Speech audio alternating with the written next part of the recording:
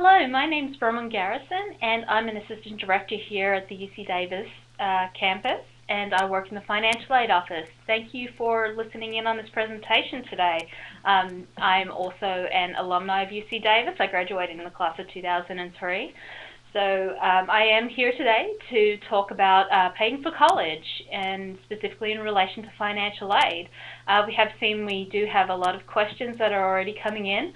A lot of the questions should be covered in the content of the presentation. However, I'll make sure to go ahead and address those as we go along. And we should hopefully have time for questions after the presentation. So let's go ahead and get started. Okay. So here is a general welcome from the UC Davis Financial Aid Office. So it does say our mission is to provide prospective and enrolled students with information and resources to financially support their educational goals. Now, as you can see from here, it doesn't matter if you're currently a UC Davis student or a prospective UC Davis student. We're definitely here to help answer your questions.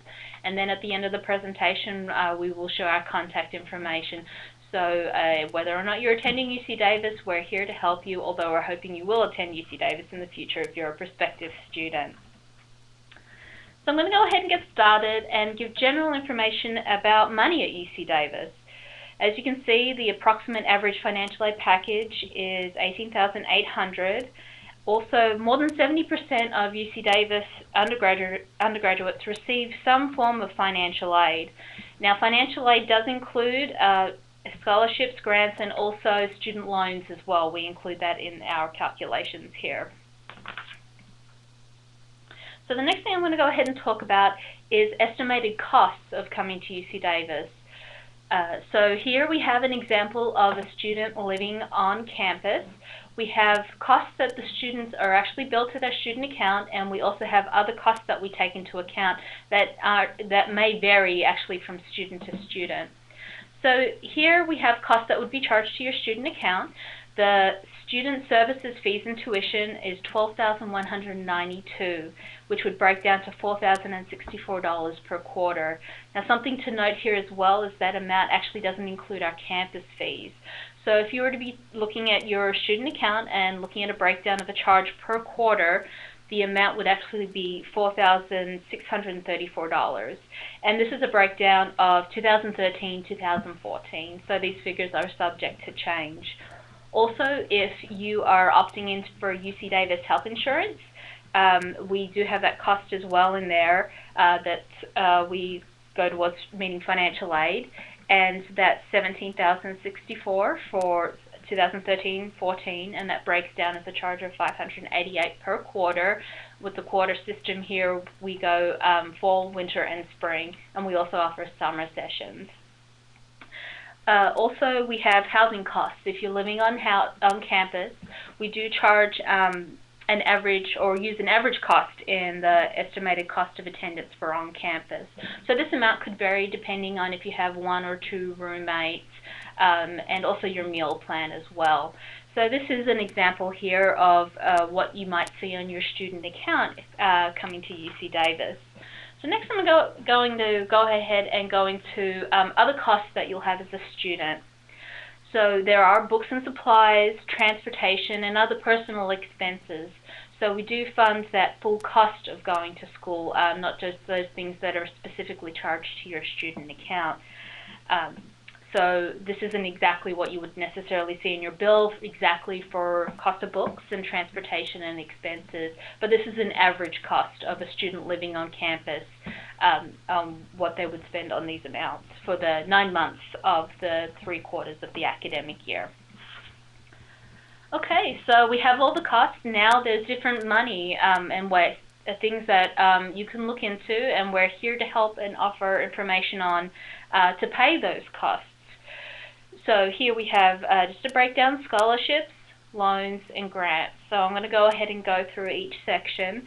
Also of note as well, UC Davis disperses significantly more grants than loans. Loans being money that you do have to pay back, and grants, as long as you're eligible for it, you don't have to pay those funds back.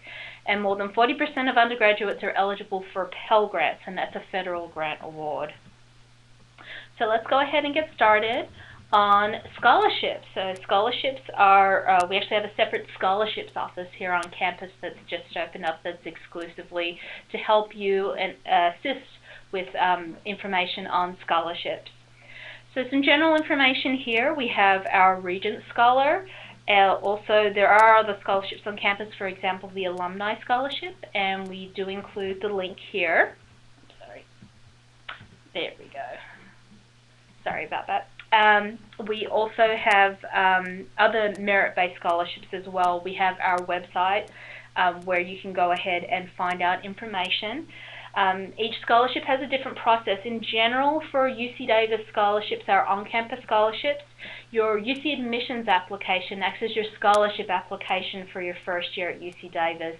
So if you applied for UC Davis for the upcoming year, your scholarship application will be your admissions application. And then for moving forward as a continuing student, we do have a separate application. Actually, if you're a continuing student watching this for 14-15, our application was available in October. So as soon as you come to UC Davis, straight away you're looking at scholarships for the upcoming year in October, and the application did close on January 8th. Okay, some more scholarship information as well. We have our UC Davis scholarships, but there's also outside scholarships as well. So looking at checking with your local high school, learning about different application processes, and also community organizations. So for more information at the starting point, I would recommend going to our website, and we do have the link up here. I don't know why it's not. I know it's a little clicking. Okay. Okay, so here we have our link to our outside scholarship application website, where we do have a list of, quite a full list of outside scholarships as a starting point as you're moving ahead looking into ways to fund your education. Another thing of note as well, nearly 5,000 students were awarded scholarships during 2012-2013, with about $12 million paid to undergraduate students. And these scholarships are open to also our international students as well. And I'll talk about the application process for our financial aid in a few slides to come. Okay, so we've just talked about scholarships, so let's go into loans. Loans are considered part of financial aid. We do offer low interest financing with good terms. We are a direct lender. All schools are actually direct lenders now, where we offer different types of direct loans. So just to kind of give you an idea of the different types of loans that you could be eligible for, and students are considered for loans based on their FAFSA application, which I'll be discussing in a few slides. But they're subsidized loans. The government takes care of that interest while you're in school, and the current rate is 3.86%. There's unsubsidized, where the interest does start accruing once the loan has dispersed to your account. It's 3.86 as well, and then Parent Plus loans as well at 6.41%. And there's no 30-day wait. Once we're eligible to disperse the funds to your account and you've met your requirements, we can go ahead and get that money to you. Something to keep in mind, though, is that interest rates do change as of July 1st. Also, we do offer interest-free short-term emergency loans, so those are things that we are able to offer you as a UC Davis student. Okay, so we've talked about scholarships, loans, and let's go into grants. So as you can see, there's a lot of different types of grants. First, we have federal grants, and those are offered through the Department of Education. The first one being a federal Pell Grant, and this award is based on the results of your FAFSA, your free application for federal student aid. Also, there is the State Education Opportunity Grant, and if you're eligible for these funds, again based on your FAFSA, and you'll start seeing a pattern here with the FAFSA, we'll go ahead and be able to award those funds to you based on your eligibility. Next, we have state. So as long as you follow your FAFSA, and also if you're eligible for the DREAM Act application, you will be considered for the Cal Grant Award. There's another portion of, in addition to filing by March 2nd, there's also a GPA verification form. So if you're a first-time applicant for the Cal Grant, you can go ahead and go to your prior school to go ahead and complete the GPA verification form. Now, this is slightly different depending on your units completed. So if you're a continuing student watching this and you've already received a Cal Grant, then you don't need to fill out this form. Also, if you are a current student and you've completed at least 36 units here for the fall quarter, then we'll go ahead and send that GPA out for you. So depending on who's watching this, if you're a prospective student, most likely it's going to be your high school who complete that form. Another award that's new for the 2014-2015 year is the Middle Class Scholarship. Now, this is a state award that's being offered through CSAC, the California Student Aid Commission, who is also the organization that awards the Cal Grant Fund. Again, and you're starting to see a pattern here, as long as you file your FAFSA or the DREAM Act application by March 2nd, you'll be considered for this award. This award is awarded for California residents who are either attending a UC or a CSU, and if you're eligible, you'll be notified by the California Student Aid Commission later in the year. If you wanted some more information about this award, please visit the CSAC website for now, csac.ca.gov, but you can definitely check out our website or contact us if you wanted to see if any additional information is available. So that's a pretty good overview of the state awards.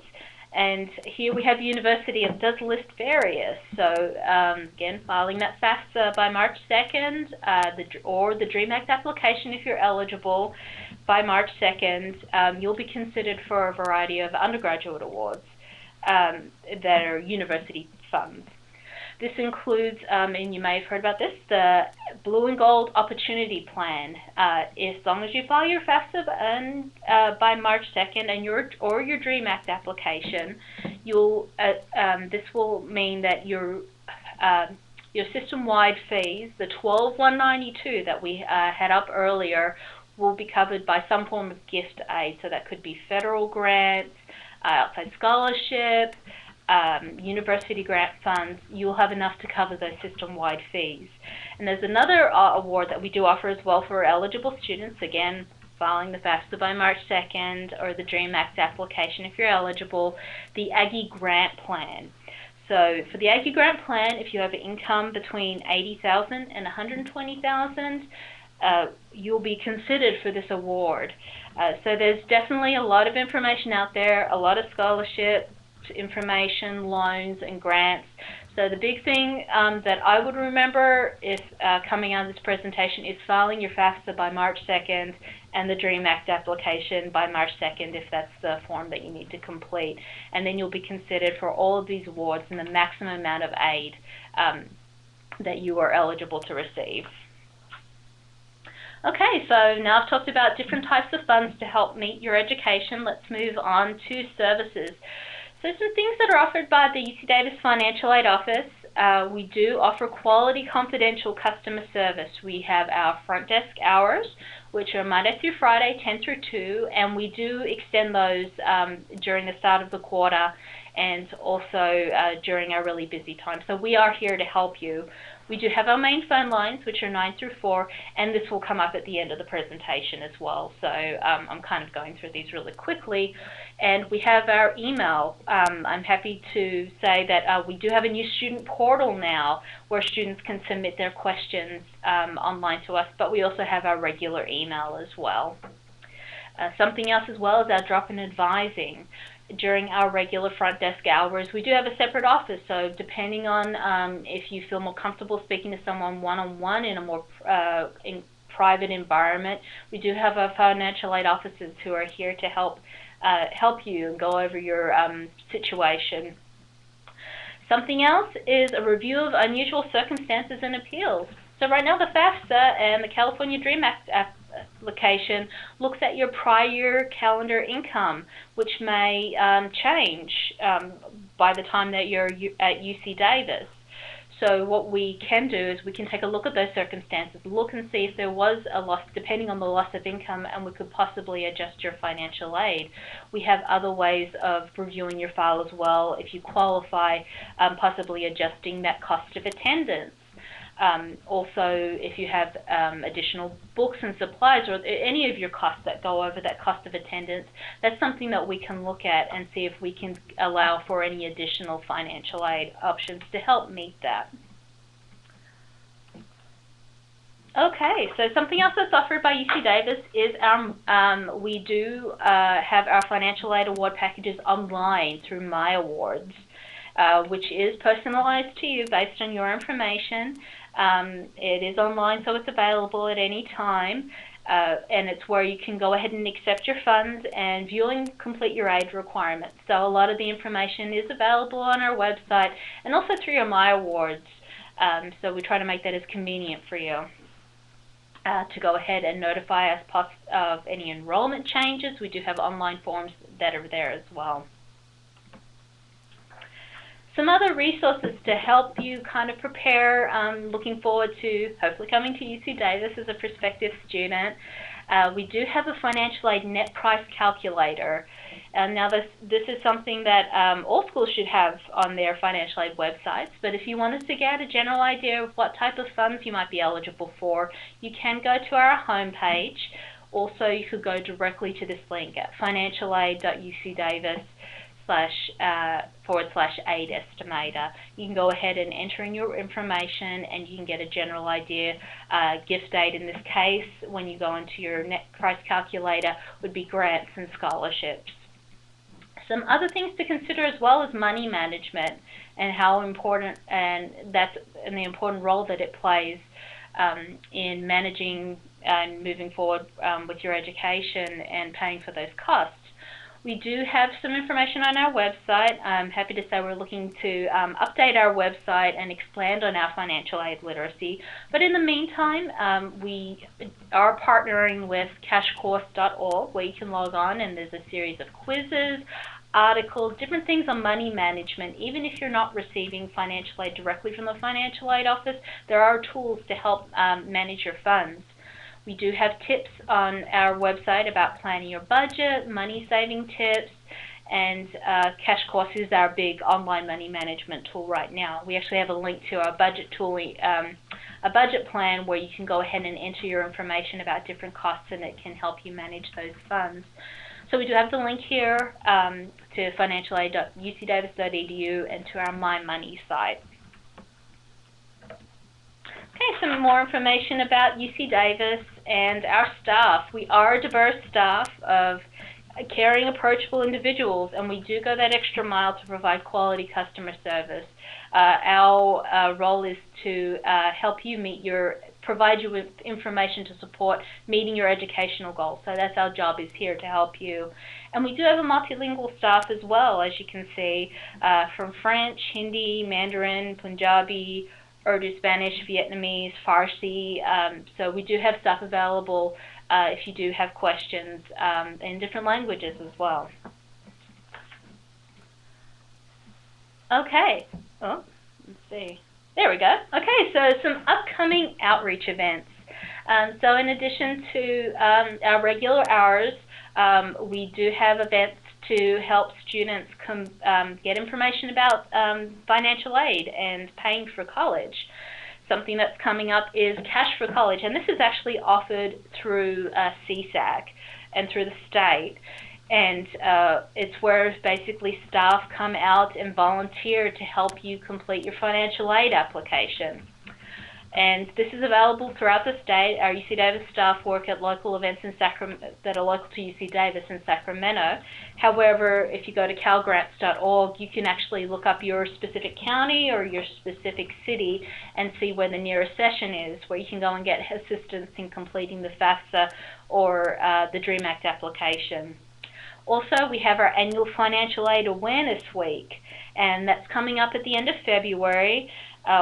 It's an opportunity. We have different workshops learning about resources to help pay for college.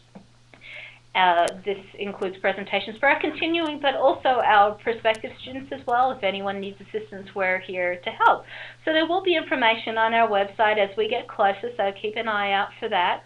It's at financialaid.ucdavis.edu, and we'll have that link. It should be on our booth, but also it should be at the end of the presentation as well. So in addition to different presentations regarding, for example, going abroad, student employment, we also have FAFSA workshops as well, and to help students fill out FAFSA, but also, again, the Cal Grant, the DREAM Act application as well. So those are a couple of things, events that we do, and these are annual events. So as a UC Davis student, those will be available to you to help you fill out your annual financial aid application. Okay, so what now? So I've gone over the different types of funds to help meet your cost of education, what those costs are estimated to be. But I know there's questions on here about how to actually apply for financial aid. I've mentioned the FAFSA, the free application for federal student aid. Now, a big emphasis again, the F is for free. So we are here to help you fill out the application. It is an online application. It's available now, and it's an annual application. It's available between January 1st and March 2nd. You don't have to have your taxes filed. You can go ahead and log in right now and submit your application. It is a very it's definitely become a lot easier to go through over the years, and they do have things like skip logic, so they'll skip the questions that don't apply to you, and they do have helpful hints on the right. So if you're trying to figure out, well, what does this question mean, they have a good explanation on the side. But then again, if you do have additional questions, whether or not you're a UC Davis student, you can contact our office, or we do have those outreach events coming up. Now, I've been mentioning the DREAM Act application. If you are an undocumented student and you qualify for AB 540, you can go ahead and be considered eligible for state and university funds. Not federal, but state and university. And that application is now available on the CSAC website. It's very similar to the FAFSA in terms of setup. It's at dream.csac.ca.gov. Now, a nice feature about this for this year is that there will be a series of questions which you can go ahead and click yes and no to, that will help determine if you should be filling out the DREAM application, or if you should be filling out the FAFSA. So if you're not sure, you can always go ahead and start at that website, and it should direct you to either fill out and continue filling out the DREAM application, or move on and complete the FAFSA. So that's between January 1st and, again, March 2nd. Also, if you want to be considered for the Cal Grant, I mentioned this before, the Cal Grant GPA verification form. And if you need to have the actual form filled out by your school, a lot of schools do submit this electronically, though. You can go to csac.ca.gov, and that does have information about completing that form. Also, there's the UC Davis school code, so that's how how you would use your application to identify that you want to come to UC Davis and you want UC Davis to receive your information. And that you can actually look that up on the FAFSA, but 001313. So you want to go ahead and make sure that you include that on your application, because you want to go ahead and I'm sure you want to come to UC Davis. So and something to keep in mind too is that if you are coming to UC Davis and you want the Cal Grant to show as part of your offered award package, you want to go ahead and have UC Davis listed as the first campus code. On the FAFSA, you can list up to 10 campus codes, so you want to make sure UC Davis is that first one. But then if you're applying to other schools, which I don't think admissions would be really want me to focus on, but you can go ahead and once you confirm at least one of the schools has received your application, you can go back in and remove the campus code and put in the new campus code for your school. But you want to go ahead and go to UC Davis, so that's going to be the 001313. Okay, so another thing that's coming up too, so when admissions notice comes out for the upcoming school year is when financial aid packages will be available. So as long as you complete your FAFSA or your DREAM Act application, depending on which you're eligible for, you will receive your financial aid office prior to when you need to decide whether or not you're coming to UC Davis. And we will have events coming up once financial aid packages are available. There's decision day, and also any time as well you can contact our office and we can give you information, and we can go over your financial aid package with you and look at your different options. So I really appreciate you listening to this presentation. As you can see here, we have a lot of contact information. We do have our main campus address is 1 Shields Avenue. For our undergraduate financial aid, again, our phones are 9 through 4. We are located in Dutton Hall, which is right on the center of campus. So if you're going on a campus tour, coming by, definitely feel free to stop by and visit us at our office, and that's for students, the students' families, anyone if you have questions about financial aid, and we're more than happy to help. We are in person, open Monday through Friday, 10 through 2, and if you want to check out any of our information, we are at financialaid.ucdavis.edu. Also, as I mentioned, we do have our separate scholarships office, which is on the 2nd floor of Dutton Hall. They are open Monday through Friday, 10 through 4 p.m. So if you have questions about UC Davis scholarships, any scholarships questions, we have staff dedicated to help answer your questions. So I'm going to go ahead and keep that information up on the screen. I'm going to go ahead and look through the questions that we have right now that are in the chat room. Our chat session did end. It was at 5 o'clock. However, I'll go ahead and answer as many questions as I can right now during our time, but also you can contact us at any time if you happen to think of a question after the session, or if you have a more personal question that you want one of our staff to help out with. So I did see a question about international students. I'm an international student. Can I apply for financial aid? In order to file the FAFSA, you do have to be a U.S. citizen or an eligible non-citizen. However, that doesn't mean there isn't different funding that you could possibly look into to meet that education costs. We do have an international student page if you wanted to find out more information. We do have an international student house on campus as well. It's possible as an international student, based on your UC admissions application, you may be eligible for scholarships awarded through the campus. You'd also want to look into outside scholarships. So that would probably, I would suggest that being your starting point as an international student. Let's see. So, procedure to apply. So a lot of the questions are about applying for financial aid. So you want to log on and complete the FAFSA, and it's at fafsa.gov. Or the DREAM Act application if you're not sure which one you'd be eligible to fill out. There's a question about EOP. Now EOP we have the admission staff here. I sent that information to that student. Oh, yeah. Okay. They can go to the admissions website and do a search for EOP, and there's a link to apply for that. Okay, so I don't know if you heard that, but you can go ahead and go to the admissions website, and there is a page on EOP, the Education Opportunity Program. Okay. Here it says, what scholarships closed on January 8th?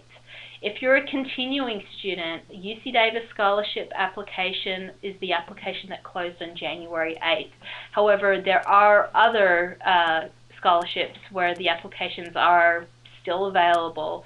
The one that's closed would include those for the Regents Awards, the JASTRO, but there are prestigious awards and there are outside scholarships. Our Alumni Association also offers a scholarship as well. So that just because January 8th passed, again as a continuing student, that doesn't mean there aren't scholarships out there if you're interested in applying. And I would go ahead and check out our website. Okay, let's see. Scholarships that are available to freshmen. Your UC admission application will act as your scholarship application for your first year. I would also suggest checking our website as well. You can also contact our scholarships office directly, and they can assist in directing you in applying for scholarships. Let's see. What financial aid is available to U visa students? as a U visa student, if you're AB 540 eligible, you should be able to fill out the DREAM Act application. And if you're eligible to fill out the DREAM Act application, you would be considered for state awards, for example, the Cal Grant or the Middle Class Scholarship, and also for university grant funds as well. So I would suggest going to the DREAM Act application online at csac.ca.gov and going ahead and filling out the DREAM Act application. Okay, are there students who are eligible for full financial aid? Well, the way that we generate the financial aid package is that we have an estimated cost of attendance, which we talked about earlier in the presentation. We have a breakdown of tuition and fees, of health insurance, housing costs, books and supplies, transportation, and also personal expenses. And we have different types of costs of attendance. If you're living on campus, off campus, or if you're commuting. And the way that we generate the financial aid package is we take that full estimated cost of attendance and then we subtract the EFC, the expected family contribution. Now this is a number that's generated based on the information that's entered on the FAFSA or the DREAM Act application. And what we'll do is we will take the estimated cost of attendance, subtract that expected family contribution, and then we're left with the number that's your financial need. Now there's also a self-help component. All students do have, are expected to contribute towards their education. For this year it's $3,500 and it acts as a placeholder on your financial aid package. So if you have any outside scholarships coming in, if you're working, there's different ways to meet that. And a question that does come up is self-help something that I'm going to be billed at any point? And it's not something you're going to be billed. And that's something that you could keep in the back of your mind looking at an aid package coming up for the year. And then based on that, we go ahead and have an order of how we package the financial aid. If you're considered eligible for the Pell Grant by the federal government, we would award that fund. And then we have state funds, we have a loan component that's part of financial aid packages, and also grant funds. So it really depends. A big factor is that cost of attendance and then that expected family contribution. So I know that was a lot of information, but that's, so if you were to ask a question of full financial aid, we can cover up to your cost of attendance, but it does depend. There will be different funds that we use to cover that cost, or you could use to cover that cost. That could come from a variety of sources. So it could be a combination of grants and loans. You could possibly look into additional loan funds to meet that estimated cost of attendance. But something to keep in mind too is looking at what funds you need in order to meet that cost of attendance. We do have that number out there, but depending on what your actual costs are with books and supplies, what you need for rent, those might play a factor in how much, let's say, loan that you want to borrow as a student. You don't have to accept everything that you're being offered in terms of loan, but it's something that you really want to sit down and look at managing your funds and seeing, well, what is my actual cost for my rent? What am I being charged for my books? And maybe I don't need to take out that full loan, but those funds are available there to help you. Let's see, I do see a question, if I've attended more than 6 years in college, do I still qualify for financial aid to UC? Okay, so that's a really good question.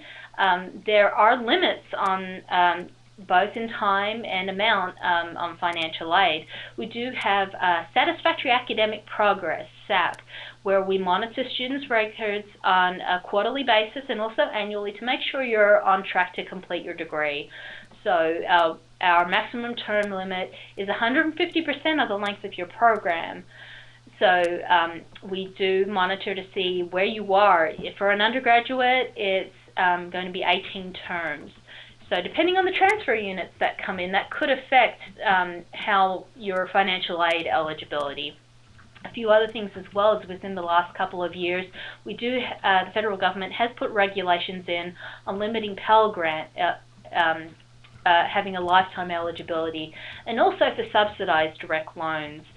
There's also limits as an undergraduate of how much loan that you can take out. And it's quite a bit, but that could factor in to your financial aid eligibility.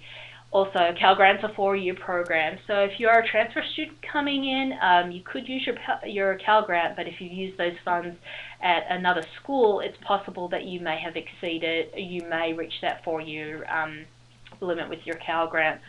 So what I would recommend is, regardless, filing that FAFSA by March 2nd or the DREAM Act application by March 2nd, and that will ensure you're awarded the maximum amount of need-based aid. And need is grant and subsidized loan based on your eligibility. And you will have that time before the school year to come in and look and see what other funds you might be eligible for. But that is something to keep in mind, is that there are term limits, because we are charged with funding, helping you meet your educational goals. So we do want to set you up for that success and make sure you do complete your degree within the limits that are allowed by regulations. So here, a good question too is, can I complete both FAFSA and the DREAM Act application? No, you would want to go ahead and complete one or the other. If you are a U.S. citizen or an eligible non-citizen, if you have a green card, those are the two main categories, you would only complete the FAFSA.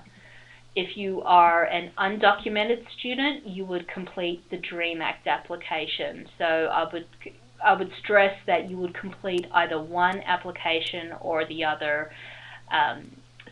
Depending on your circumstance, I wouldn't recommend completing either. But if you're not sure, based on your status, if you should complete both, you can definitely contact our office and tell us kind of your situation, and you can ask us, well, which one would I apply, which one would I submit, and we should be able to help you answer that question, or if not, at least provide the resources and work with you to determine which application that you want to fill out. So yeah, you want to go ahead and either fill out the FAFSA or the DREAM Act application. Okay, how do I apply for non-need-based scholarships?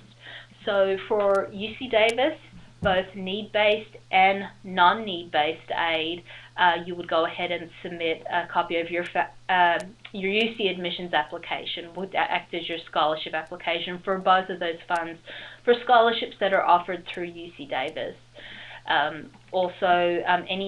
For us, we call them outside scholarships, but scholarships outside UC Davis, it all depends on the conditions of those scholarships, if they're exclusively merit-based or if they're required to have a FAFSA on file and are affected by need.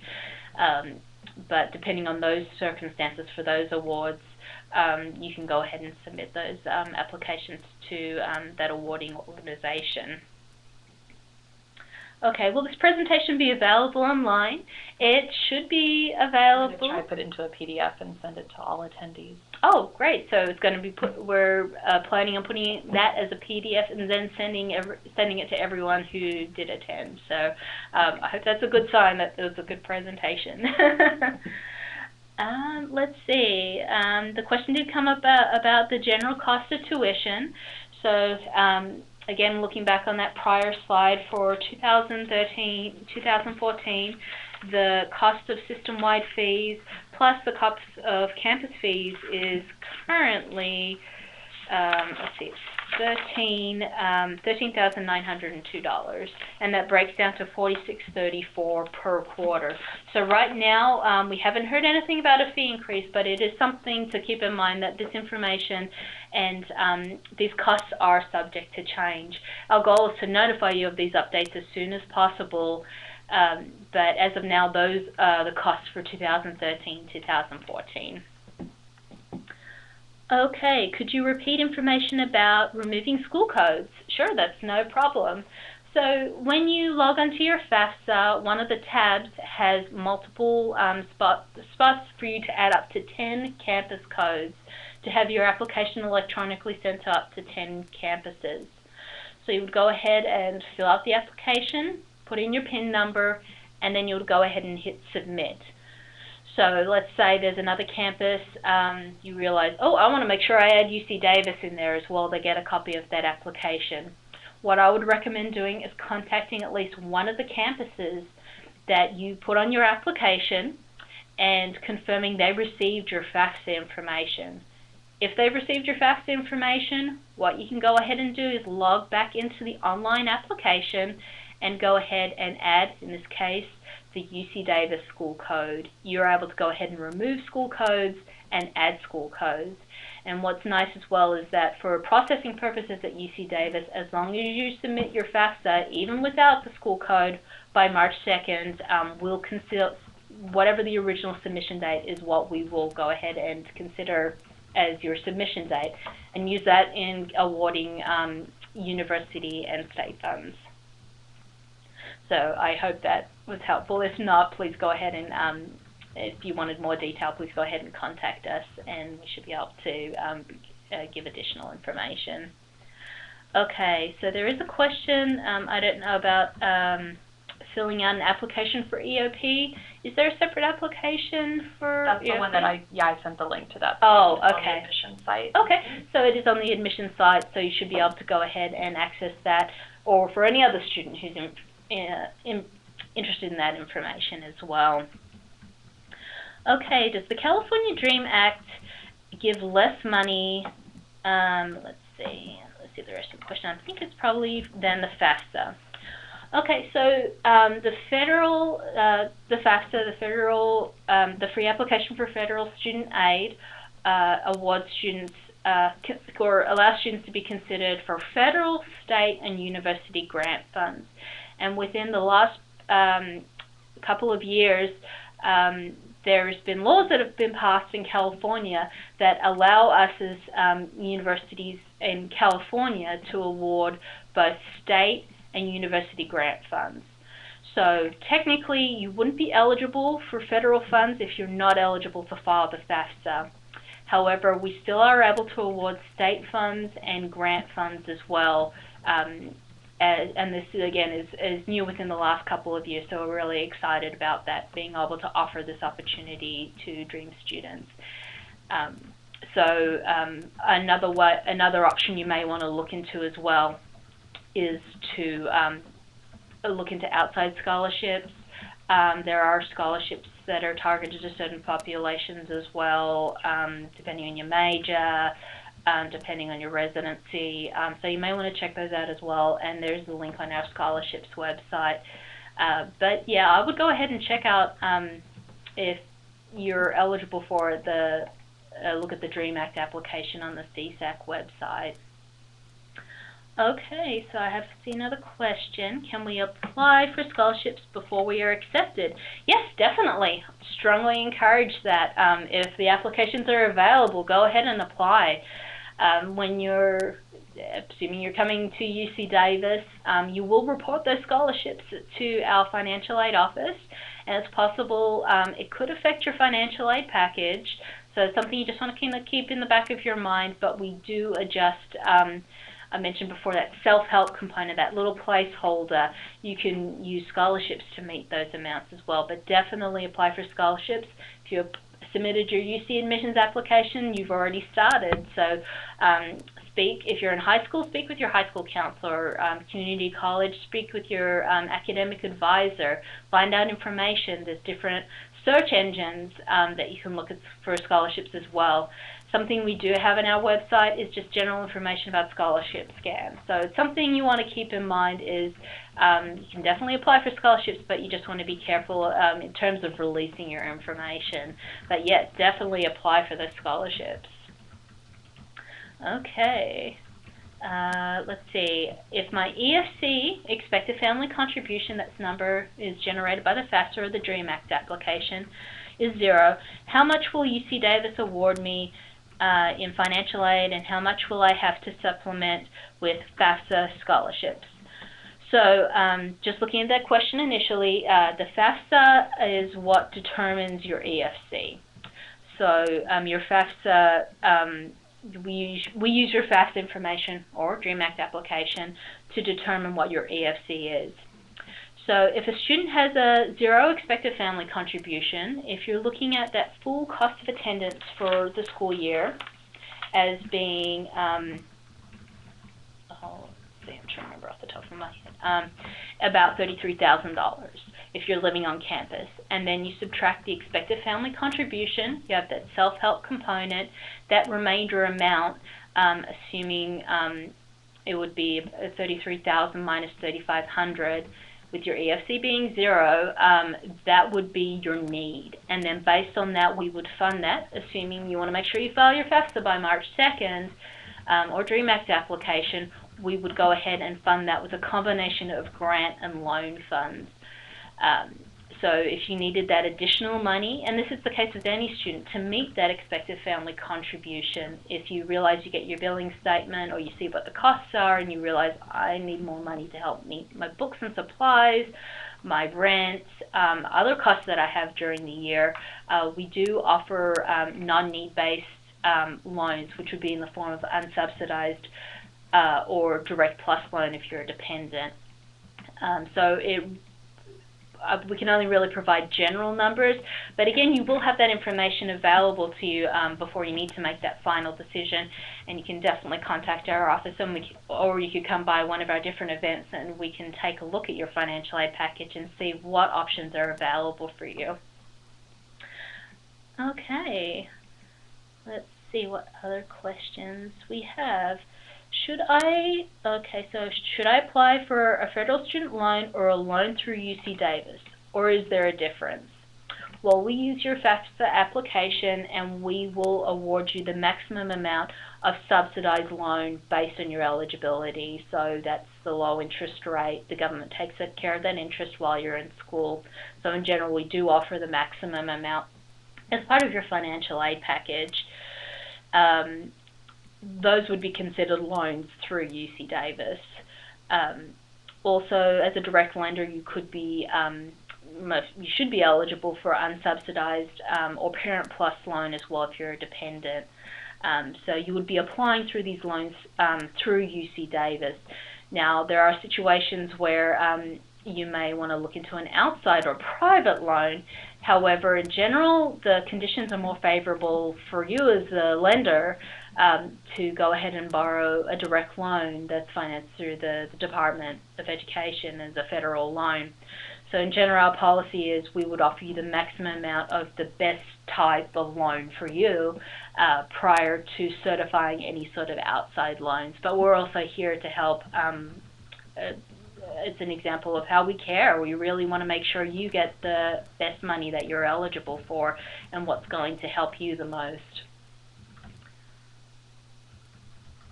Okay, let's see, a question about test scores.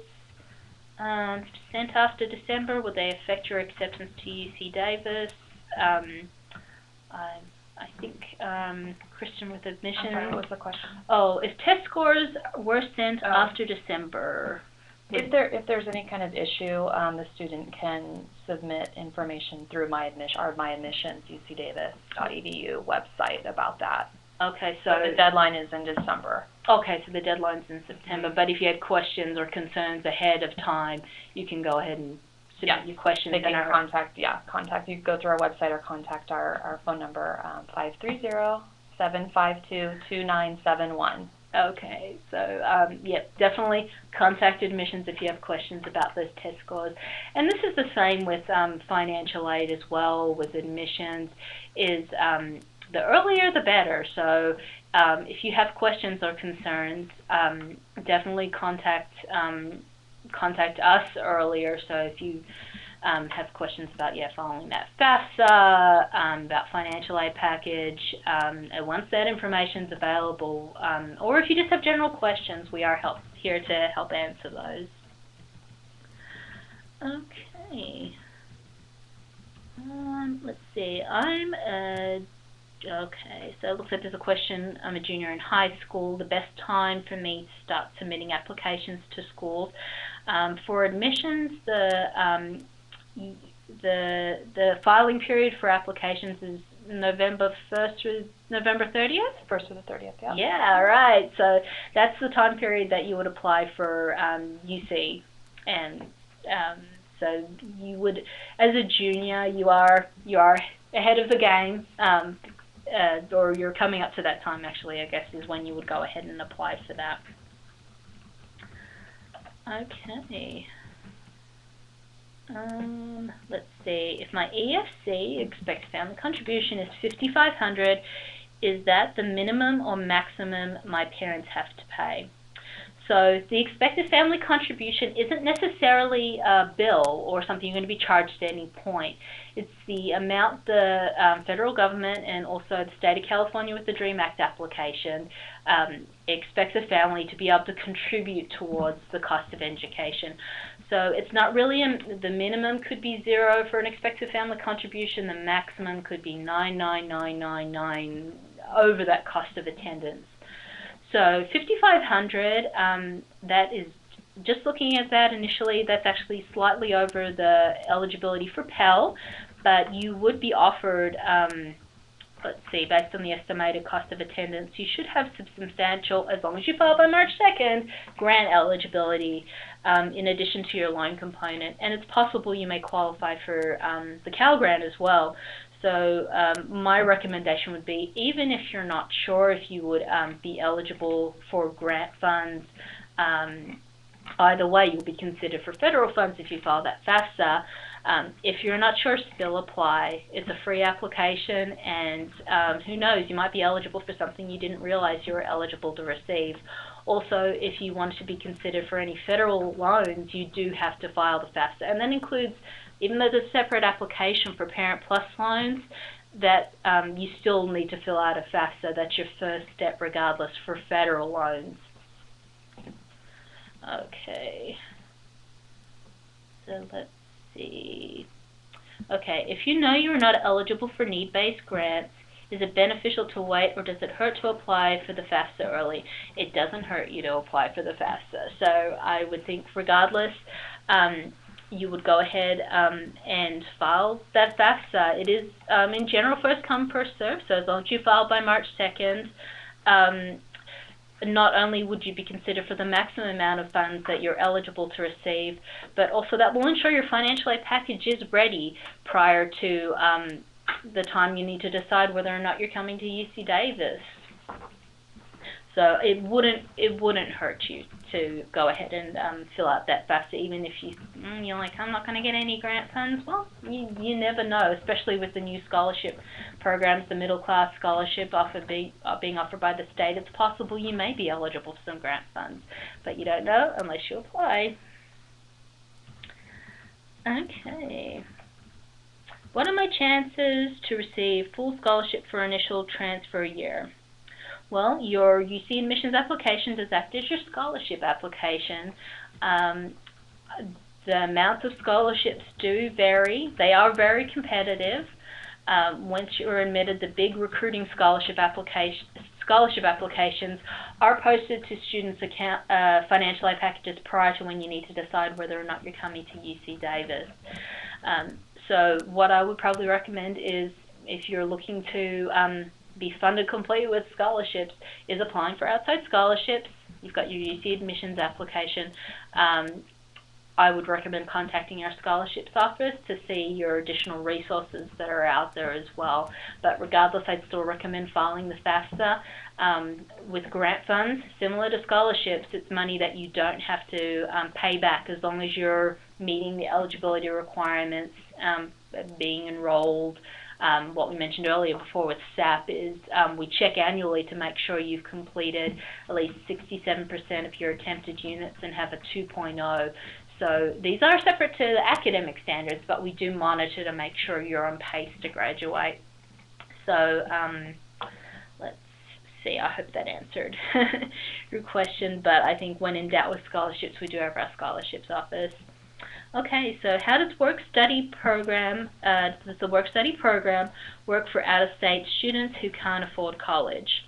Okay, the work-study program, to be considered for that, you do have to file a FAFSA. Now, federal work-study funds in general are limited funds.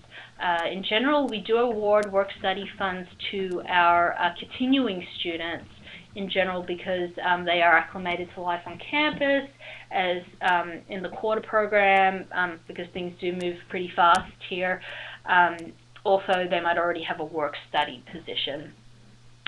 So in general, work-study works is if you are interested in work study and if you're hired in a work study position, as an entering student, you could approach our office with a letter of support from your employer, and we can look and see if you're eligible for work study. Basically, the employer would be paying you out partially out of a federal fund. So about, I want to say it's 3/4 of your pay is not paid by your employer, but actually out of this federal work study fund. Otherwise, if it's a non-work study position, your employer is paying the full amount of your check, your paycheck, and it all depends on how many hours you work and what your wages are. What's also nice about work study, in particular for the, well, besides the fact that it's advantageous to the employer because they're not paying your full paycheck, is that you can report your work study earnings on the FAFSA, and that could possibly help you in terms of adjusting your expected family contribution. But if you're a continuing student, there should be a flag on your My Awards when we go ahead and package for the upcoming school year. If you're an entering student or a prospective student, in general, at this time we don't package students initially with work study. But that definitely doesn't mean that you can still work on campus, and we do have our Internship and Career Center, and we do have a student employment website where you can log in and apply for multiple jobs at once that are work study, but also non-work study. Okay, let's see, I attend school in California. Do I have to apply, let's see, for ELC separately, or is that automatic? I'm not sure what ELC is. Oh, that's eligible in a local context. Oh, sorry. Okay. Where is that? What is the question? Oh, it's we don't have a name. It's at 638. Oh, okay. Yeah. Sorry. Oh, no worries. When will I know if a scholarship is granted? Our big recruiting scholarships should be available with your financial aid packages going into the new year. If you're admitted to the university, it will be on your My Awards, that online financial aid package. We do have other scholarships, and in general, those are awarded throughout the year and throughout the summer. So you should know for UC Davis scholarships, those big recruiting ones, by the time prior to deciding that you're coming to UC Davis. Okay, let's see. Does filling out the FAFSA or DREAM Act application give you an advantage to those who wait until later? Is it possible these sources may dry up? As long as you file by March 2nd, you'll be considered for the maximum amount of federal, state, and university grants based on your eligibility. After that point, we do award those university grants on a first-come, first-served basis. In general, regardless of when you file the FAFSA, you will be considered for federal aid, but again, I'd highly recommend as long as you file by March 2nd, you'll be considered for the maximum amount of grant based on your eligibility. Okay, I have I have 3 more minutes left, so I'm going to try and get in a couple more questions before we're done. Let's see, some questions that we haven't covered. My parents want more information on financial aid and any opportunities available. How do they sign up for email updates? As of now, we don't have any blanket emails that we do send out. We do have our Twitter account, so if you're on our home page, it's UCD Financial Aid. So if you have our Twitter account, we do send out updates. For example, we're flooding updates now about filing your FAFSA because we are in the FAFSA filing period, and DREAM Act application. So I would probably suggest that as a starting point. Also, we periodically do update our website, and we have important announcements. So if you wanted to periodically check our website as well, you should be able to see different updates and important things coming up. And also general questions too, definitely feel free to call, email, or come by our office. Okay, I'm going to be paying for college in my apartment. Let's see, how can I get financial aid that's not based on my parents' income? Well, depending on how you answer the questions on your FAFSA or your DREAM Act application, that will determine if you're considered dependent or independent for financial aid purposes. So depending on that information, we'll go ahead and generate financial aid package, and we'll be able to help you look through your aid package and look at your different financial aid options as a student as opposed to parent and student. It looks like we've run out of time. So I apologize if I haven't reached all of your questions. They are really good questions.